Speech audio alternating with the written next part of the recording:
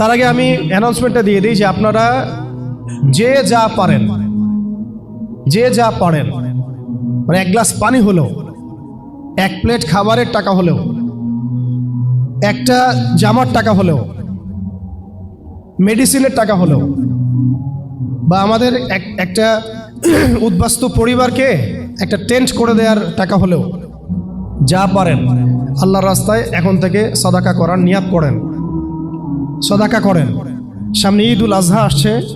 আমাকে ওই প্যালেস্টাইনের গাজার এক ভাই আমাকে টেক্সট করে বলছিলেন যে আমরা লাস্ট কবে মাংস খাইছে আমাদের এটা মনে পড়ে না। আর কথা হচ্ছে যে আমরা এখান থেকে তো পশু পাঠাতে পারবেন না, এবং সেখানে আপনি যে অ্যাভেলেবেল কোরবানির পশু আছে এমনও না। ইভেন আমরা যে অর্থগুলো পাঠানোর চেষ্টা করছি, এই অর্থগুলো দিয়ে যে সরাসরি দোকান থেকে তারা খাবার কিনে খাবে এমন সিচুয়েশনও নাই। গতকাল যেখানে পানি এবং খাবার বিতরণ করা হয়েছে তার 10 কিলোমিটারের মধ্যে মিসাইল পড়েছে, 10 কিলোমিটারের মধ্যে। তো আমি জিজ্ঞাসা করলাম যে আপনারা কিভাবে তাহলে খাবার মেক করছেন। তারা সেখানে খাবারের যে ম্যাটেরিয়ালসগুলো আছে, কিছু ম্যাটেরিয়ালস যেমন কিছু চাল বা কিছু ডাল বা কিছু শস্য, এগুলো কোনো কোনো জায়গায় উৎপন্ন করা হচ্ছে। আবার কেউ হয়তো ত্রাণ পাঠাচ্ছেন, কেউ সেল করছে। সিচুয়েশনটা খুব ডিফিকাল্ট, এটা বোঝানো যাচ্ছে না। সেগুলো তারা নিয়ে খাবার মেক করে, খাবার তৈরি করে family to family, door to door খাবার পৌঁছে দিয়ে আসেন। এমন না যে আপনি সুপার শপে গেলেন, খাবার নিলেন, চলে আসলেন।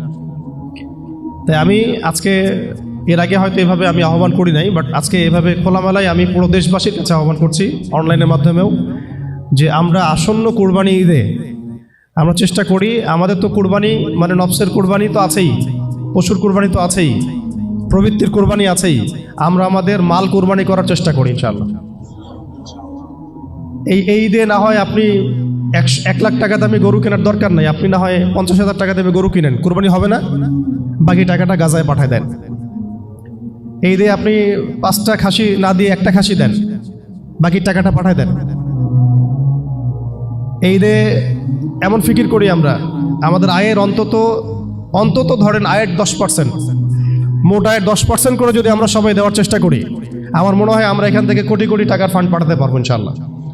অন্তত আমাদের ভাইরা কিছু খেতে পারবে, পানি পান করতে পারবে, পানি পান করতে পারবে। হয়তো আমাদের বাচ্চারা একটু দুধ পাবে, একটু বেবি ফিড পাবে। বাচ্চাদেরকে যে মায়েরা খাওয়াবেন, সেই মায়েদের তো বুকের দুধও শুকিয়ে গেছে। কি খাওয়াবেন তারা চিকিৎসা নিতে গেলে হাসপাতালে বোম মারা হচ্ছে। বাচ্চারা শরণার্থী শিবিরে খেলাধুলা করছে, ওখানে বোম মারা হচ্ছে। অন্তত পক্ষে যতটুকু আমাদের পক্ষে সম্ভব, এইটুকু যদি আমরা না করি, ওয়াল্লাহি আল্লাহর কসম করে বলতেছি, কাল কিয়ামতের মাঠে আমরা কেউ এর দায়মুক্ত হতে পারবো না। আপনি এটা বিশ্বাস করেন যে কাল কিয়ামতের মাঠে আমাদেরকে আল্লাহ পাক অবশ্যই জিজ্ঞাসা করবেন এটা নিয়ে। ইচ অ্যান্ড এভরি ইন্ডিভিজুয়াল মুসলিমকে আল্লাহ পাক জিজ্ঞাসা করবেন। তো আমরা কিছুই করতে পারছি না, অন্তত পক্ষে আমাদের ভাইদের জন্য এই ঈদে একটা প্রজেক্ট আমরা হাতে নিয়েছি, যাতে আমরা ত্রাণটা পাঠাতে পারি। আপনারা চেষ্টা করেন, যার যা আছে এটা দিয়ে আমাদের সাথে শরীক হওয়ার চেষ্টা করেন, আল্লাহ পাক তৌফিক দান করেন। পাশাপাশি আরও অনেক ভাইরা অনেক ফাউন্ডেশন থেকে কাজ করছেন, যে কোনো ফাউন্ডেশন হোক না কেন, যে কোনো অ্যাসোসিয়েশন হোক না কেন, আপনারা অন্তত শরীক হন। আমরা বাংলাদেশ থেকে এর আগে রোহিঙ্গাদেরকে আমরা আশ্রয় দেখিয়ে দিয়েছিলাম যে আমরা 10 লাখ রোহিঙ্গার দায়িত্ব নিয়েছিলাম। যখন সরকার এনজিওরা আসে নাই, তখনও কিন্তু বাংলার মানুষকে খাইয়েছে, তাদেরকে কাপড় দিয়েছে, তাই নাই, তাবু নির্মাণ করে দিয়েছে। এটার মিসাল আমাদের আছে, ওই কলিজা আমাদের আছে না?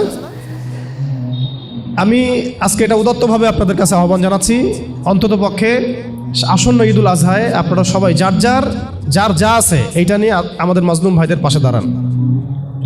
আল্লাহ পাক তৌফিক দান করেন। আমি